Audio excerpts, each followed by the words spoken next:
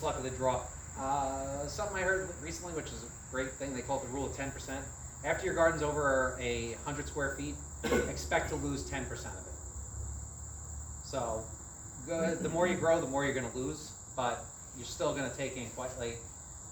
At this point, my garden's in high production, especially with tomatoes. I'm pulling out every 3-4 days a 5-gallon pail full of tomatoes. I have 150 tomato plants, so.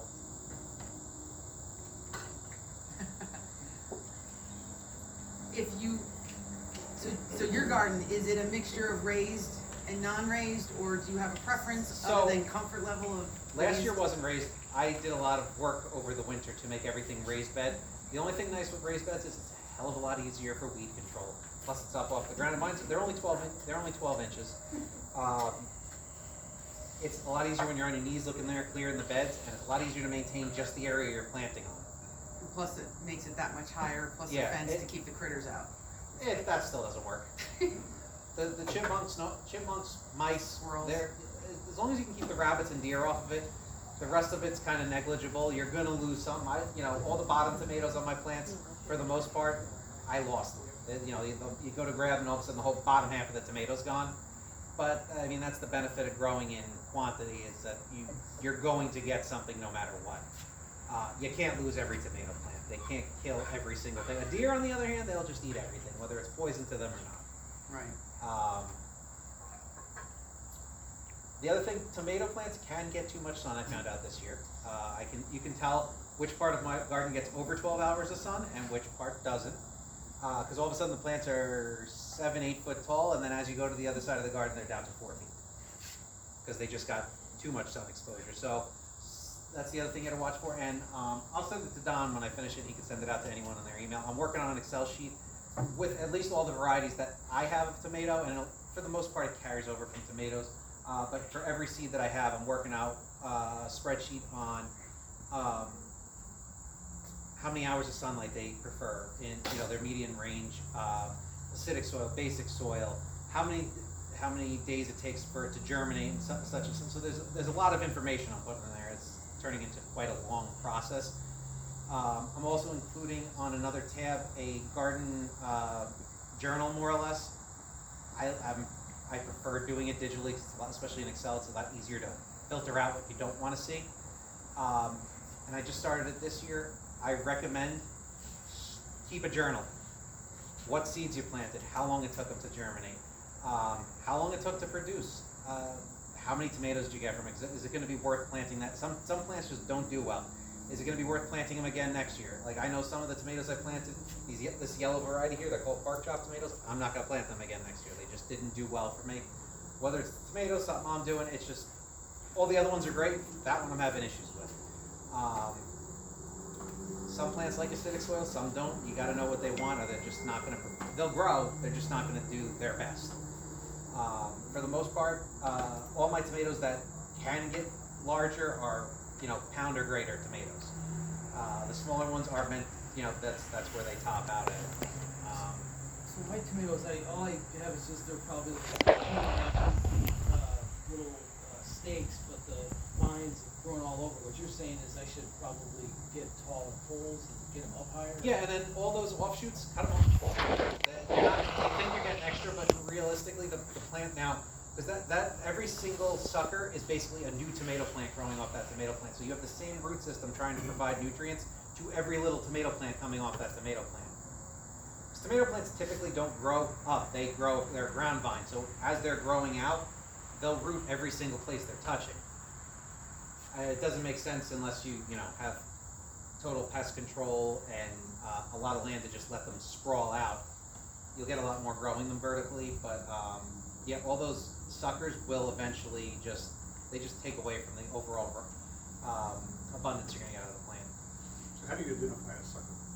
So, you look at the main stem of the plant, which is, as long as you're tracing it from early on, it's going to be the thickest stem going straight up the middle of the plant, and then anytime you see the leaves come out, right at the Y, you're going to see another little stem coming right out of it. That's your sucker. Snip it off. It doesn't matter if it gets big, it's like this big, stay an inch off the plant, flip it off. You're not going to hurt the plant. Because there's a couple I let them go and I let it, like the stem. Sometimes you're going to get a tomato that decides, it's gonna dual stem. You can leave it, I wouldn't let it go into too many splits, or you can just split that one off and then just let the other one grow. Single stem. I find that it's the easiest to control all the pests, any sort of other problem with the plant, and you're gonna get the most out of it. The suckers, on the other hand, if you cut them off and they're like that big, you can actually grow another tomato plant with it. Take it, throw it in water, a couple of days later you're gonna see it start to root, throw it in dirt, and you can get ahead and grow another tomato plant. They'll root pretty good. For your climate. Then it's already conditioned for your climate. It's still off that same genetics of the previous seed, so you're gonna get the same tomato plant. But yeah, But it's too late in the year to do and that. at this point you're not planting anything from seed. Is there anything this time of year that you can plant? Yeah. So I planted kohlrabi. Any sort of leafy green at this point you can plant. Most of them are cold hardy. Look at the packages of seeds you buy. Typically on the back it'll say cold hardy, yes or no. And cold hardy, it's not a hard frost, but down to 32 degrees, 30 degrees. Any sort of fast maturing variety of cabbage you can plant this time of year. Carrots, you actually have to wait till it gets down into the highs are in the high 70s. You can plant carrots. If it's too hot, carrots won't germinate. So you can still do carrots this year. Radishes, beets at this point. Beets are cold hardy. Radishes are cold hardy. I actually just started radishes a week ago, and you can still succession sow them up until probably mid-September, and they grow quick. My radishes I got some that are a week old and 2 weeks old, and I already got radishes sticking out of the ground. What else? You just Lettuce. put seed right out the ground, you're not doing trays or anything like that. No, at this point of the year, you can get away with direct seeding. Any sort of root vegetable, you do not want to seed start in a seed cell because they're just not going to transfer well. If you mess up that main taproot, it's over. What zone are you in? 6A. Okay. So that's the other thing. Look up go onto the Farmer's Almanac website, put in your zip code, see what grow zone you're in. Take note of when your first and last frost date are. Also take note of what it actually was, because Right. Well, if you go on the Ice Age Farmer, you go growing on in 3 days. his wiki, it'll tell and you put in your zip code, it'll give you what the actual growing seasons have been for the last year and how they're reducing. Which is another good reason to keep your seeds, because they'll get used to they're going to adapt to what's coming.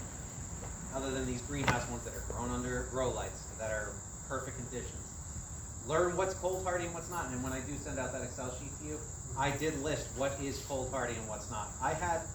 So spinach is another thing, cold hardy. You can still plant spinach. I never seed start spinach.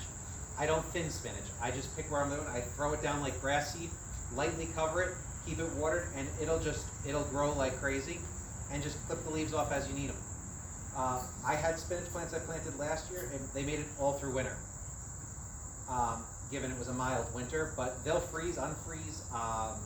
You can even get away with planting cilantro right now. Cilantro, believe it or not, is actually a cool weather herb. It does not like the heat of summer. That's why it tends to bolt and go to seed right off the bat. Yeah, we clipped all ours. I typically plant it throughout the year. Like I said, you can plant it now, it'll still be all right. Dill's actually cold hardy too. If you're looking for herbs to still grow, you might be tight on time. So I actually have a countdown on my phone that tells, so I can actually track when my first frost is. So I have 50 days left in the growing season before my predicted first frost. It could be less, but I have about 50 days left. You do fall peas? Huh? You do fall peas? Follow what? Fall peas. Fall peas. I haven't. So I grew beans this year. You can. There's enough time. They grow quick enough. They don't like the heat. So I did dragon tongue beans this year, and they came out phenomenal. They didn't care about the heat. But which I typically don't grow what I don't eat. So that's the other thing. Grow what you eat.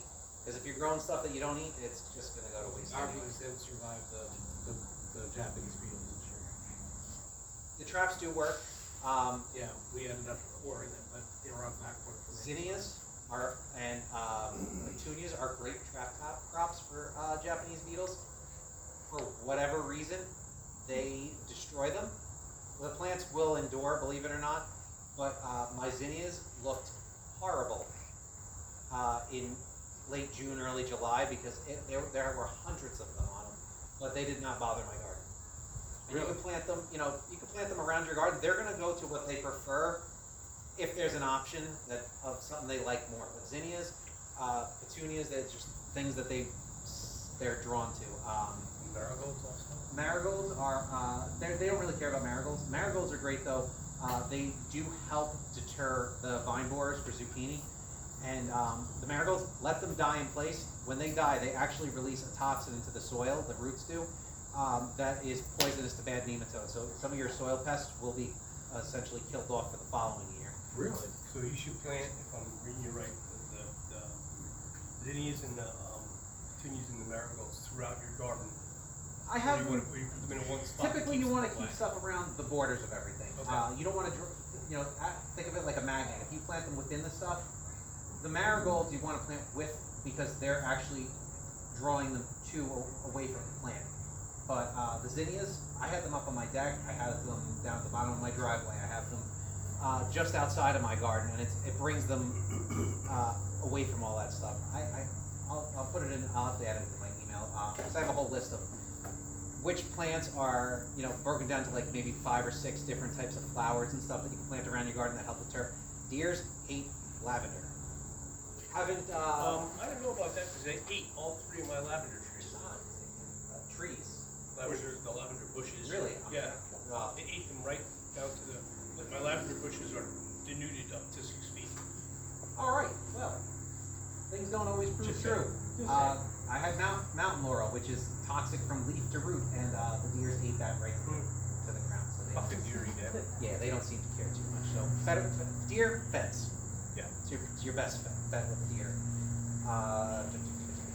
Is there any hints or hacks or whatever you want to call it for melons, like cantaloupe, watermelon? I haven't grown them because I don't eat them, so I Okay. don't really have much there. I will say this though, I have watermelon. If you can trellis them, do. It tends to help with pests, ground pests, whatever. If you do any sort of melon though that you trellis, you're going to have to support. Most people that I see, they use old pantyhose. Yeah. And they work well. You can even so I have butternut squash. Those are trellised. No need to support them. They're anything with a real thick stem, it'll hang on its own. I had some that grew up a trellis, and I had some that grew on the ground. The ground ones didn't survive. I have 6 hanging from the trellis though. They don't naturally trellis, so you do have to train them up a trellis. Watermelons will go up a trellis pretty easily if you. Same thing with cucumbers. They trellis no problem. You're better off trellising them. What do you use for trellis material? So, honestly, if you got a Tractor Supply or something, I use, they're called cattle panels. They're like $20. Yeah, that's what my wife is looking into. You can either stand them up, or mine are all bent. Yeah, you can arch. I use 1 T-post on either side of it, which is also nice too, as it kind of makes it a nice area to sit later in the summer. Do you do any kind of hot box or cover? I do. Row cover for I do. So that 1/2-inch PVC, the white PVC tubing, and I just bend it over and I cover it with 3 mil plastic. Works great. It really. You did the same thing in the beginning for starts. Yeah. So like my garlic and stuff, I did that because the frost was so whacked out this year. I actually did a cover because they started sprouting. So we had that warm spot at the beginning of the season, and all of a sudden the frost was coming. And they are frost resistant, but it got so cold for a couple of days in a row that I was worried about losing them. I actually built a greenhouse out of PVC plate. That's all PVC in there? Yeah. Huh. So it's 1-inch PVC. It's 2 10-foot pieces with a connection at the top. I buried them on the either side because what I did is I covered 2 4x8 raised beds, and I just drilled them into the outside of the raised beds, lift them over the top, covered them with plastic. That's a good So idea. it's all so it's $15 worth of PVC pipe. And You can get a lot of, you can get a lot of three mil. Yeah, You get the only problem is if you get regular 3 mil plastic, it's only good for 1 year. So what For stuff happens that's is UV if the resistant. UV hits it, and like mine, I did it just regular 3 mil plastic last year, and by the end of September, it just started to deteriorate and just flaked off. And this year, I went out and I bought actual greenhouse plastic, which it's night and day. Night and day? Yeah.